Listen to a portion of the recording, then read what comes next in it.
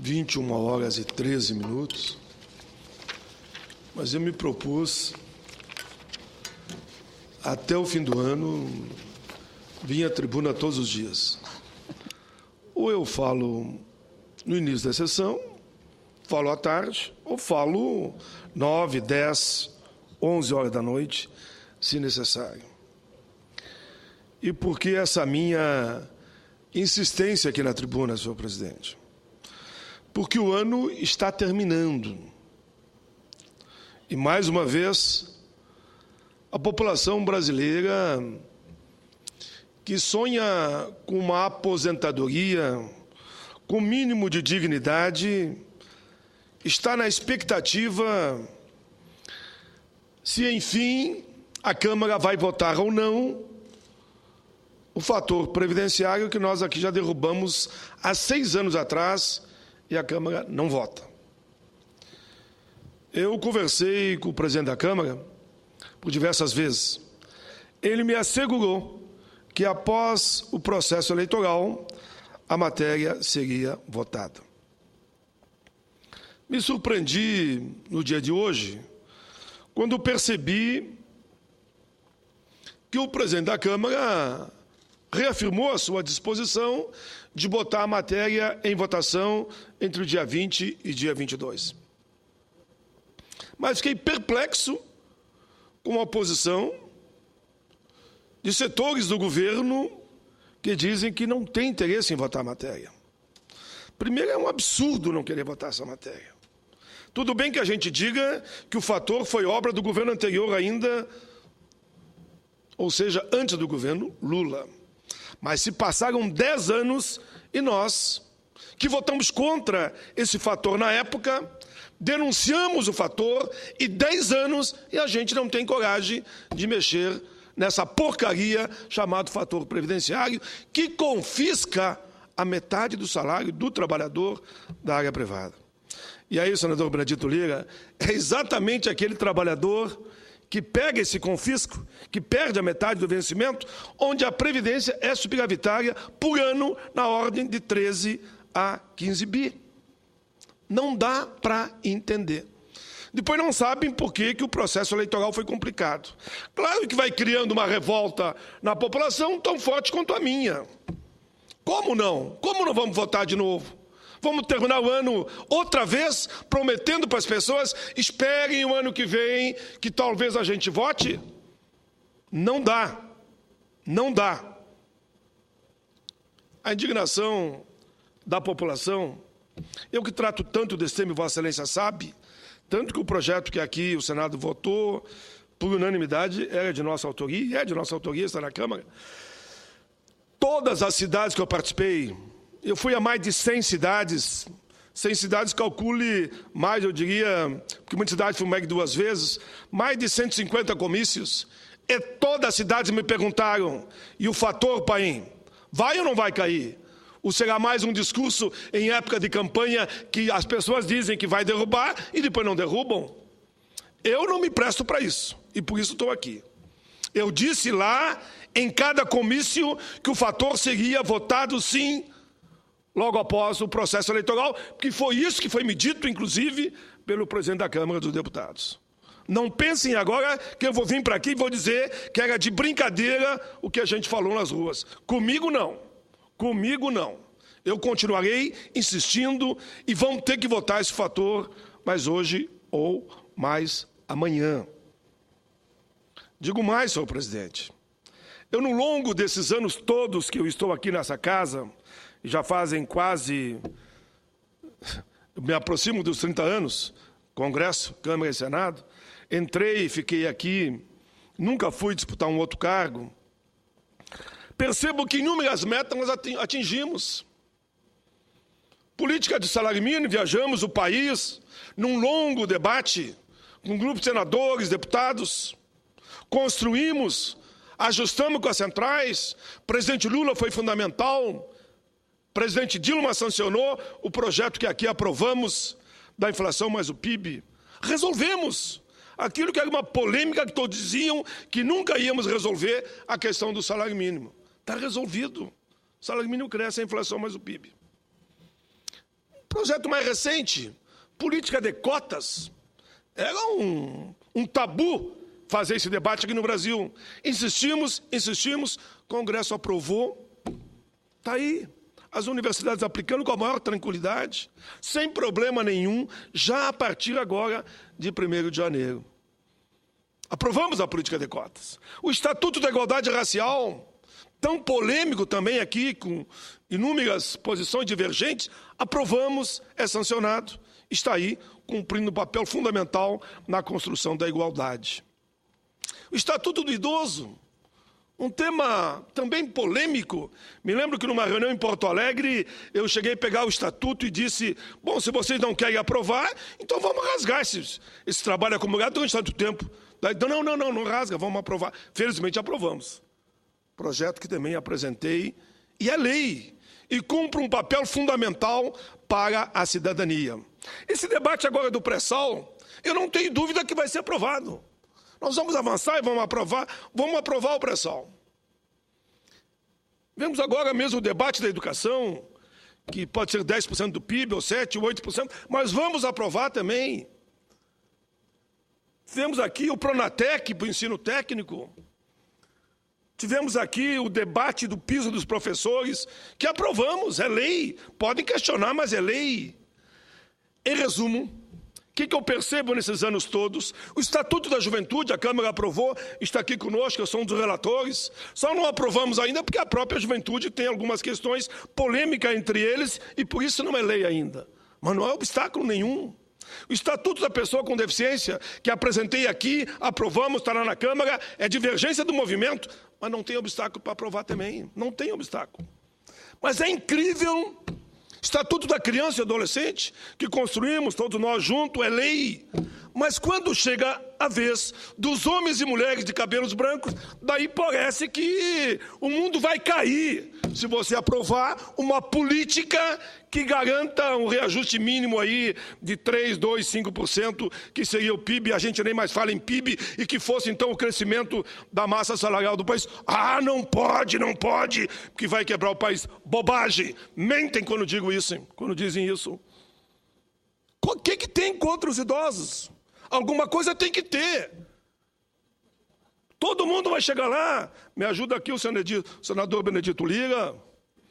Qual é o problema? Hoje mesmo recebi aqui a Cobap e outros líderes dos aposentados desanimados, sem brilho nos olhos, indignados, porque não querem nem colocar em votação qualquer percentual. Isto é discriminação com os idosos. Isso é discriminação. É impossível que todos tenham direito a qualquer tipo de reajuste, agora idosos não têm. E quem são esses idosos que eu falo? Não estou falando de loas nem de benefício assistencial. Estou falando de homens e mulheres que trabalharam durante toda a sua vida, contribuíram para essa previdência superavitária, que é o trabalhador da área urbana, e não tem direito a um centavo de reajuste, nem vinculado ao mínimo, nem à massa salarial, e nem sequer à categoria de origem. Algo está errado. É impossível que não abram sequer uma conversa sobre esse tema, reajuste dos aposentados. A minha indignação, pode saber que não é só minha, é das ruas. É das ruas. É de homens e mulheres com mais de 55, 60 anos, 65, 70, 80, que estão na expectativa e não acontece nada. Nada. Por que essa discriminação somente com os homens e mulheres de cabelos prateados? Por quê? Me expliquem por quê. Qual o crime que eles cometeram? Qual o crime que eles cometeram? Foi trabalhar uma vida toda na expectativa que se fizesse o mínimo de justiça? Olha, eu sou senador da República. Eu aqui, embora de cabelos brancos, temos um salário decente, não dá para negar. Mas se eu me botasse lá na fábrica onde eu estava, eu nunca esqueço as minhas raízes, da onde eu vim, o que eu faço e por que eu estou aqui.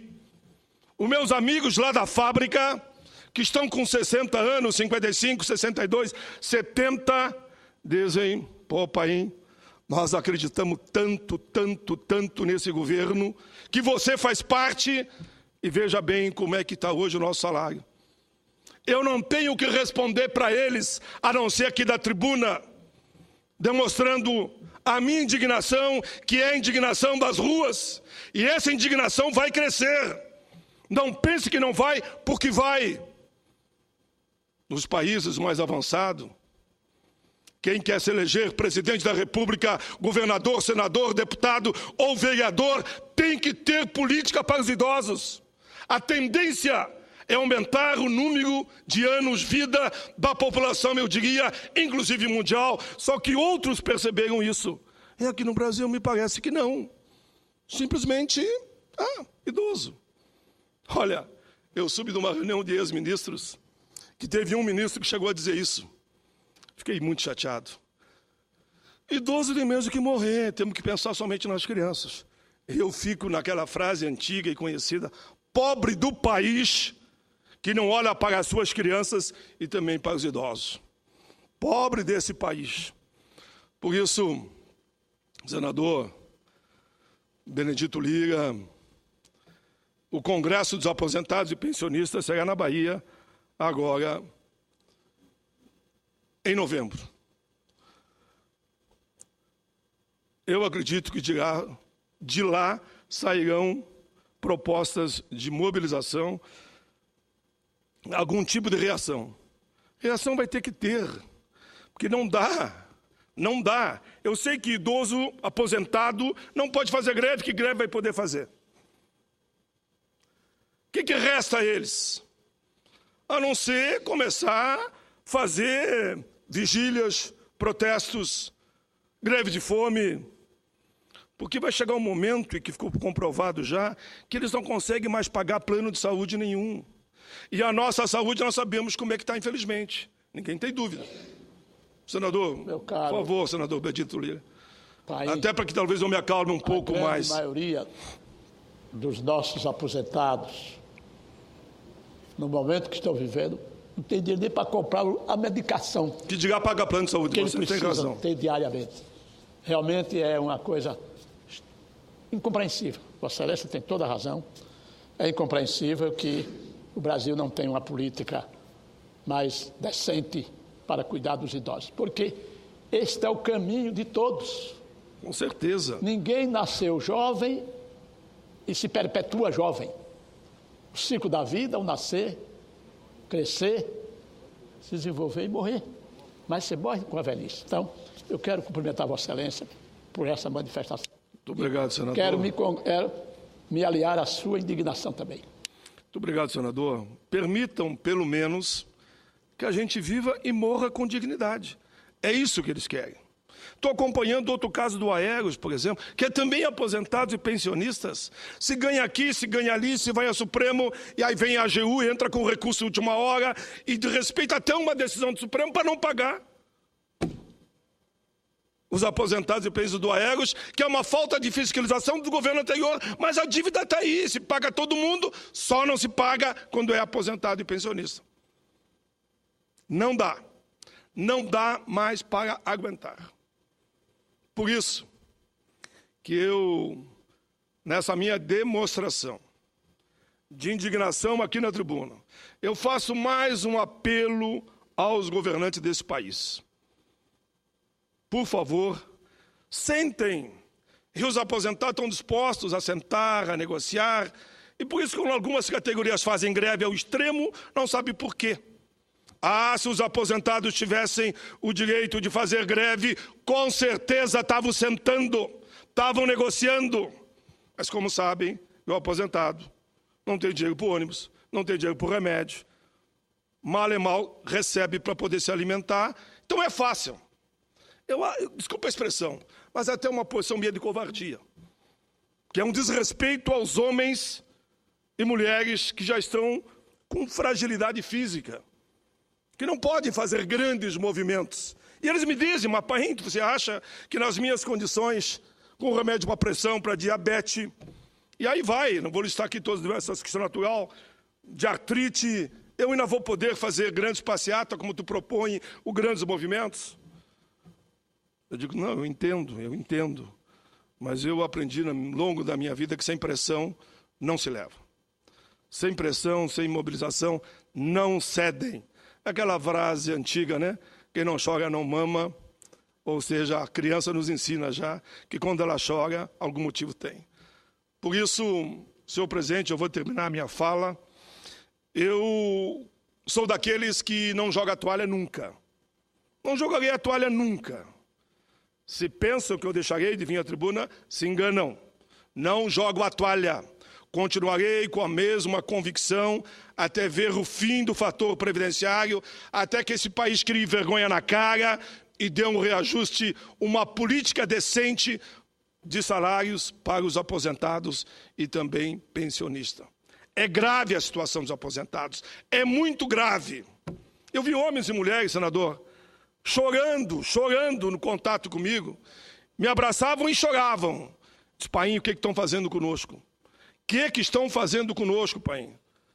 Com esse fator maldito que nos tira metade do salário quando nos aposenta e depois, ali na frente, o reajuste não acompanha sequer qualquer tipo de política salarial e diz, mas estamos dando a inflação. Sim, mas ao longo do que foi perdido nesse período, as pessoas falam para mim com os olhos cheios de água, lágrimas rolando, dizendo, eu ganhava 5 salários, paguei sobre 10, estou ganhando 2, estou ganhando 1. É justo? Claro que não é justo. Claro que não é justo. E tem dinheiro para tudo, né? Tem dinheiro para tudo. Falta dinheiro em que área? Me digam. Tudo tem dinheiro. Se damos o luxo já, e como tem dinheiro, eu não sou contra, de desonerar a folha, algo em torno já de mais de 20 bi, que é dinheiro que deixou de entrar para a Previdência. E uma política para o aposentado e o fim do fator não gastaria por ano mais que 3, 4 bi.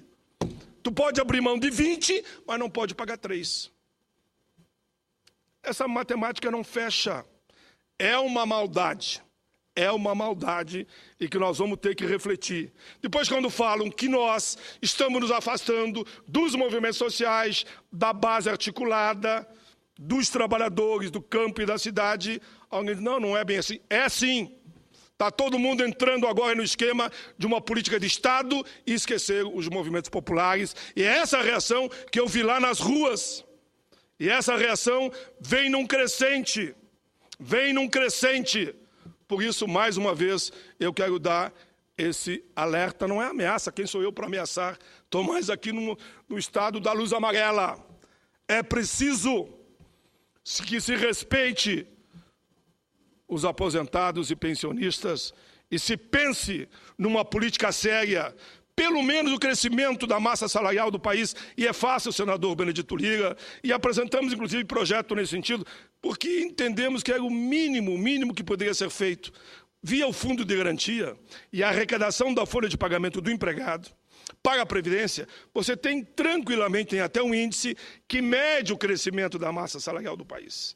Se o crescimento da massa salarial do país foi 3% acima da inflação, o reajuste é 3%. Se foi 2, é 2. Se for 0, é 0. Só se dá a inflação.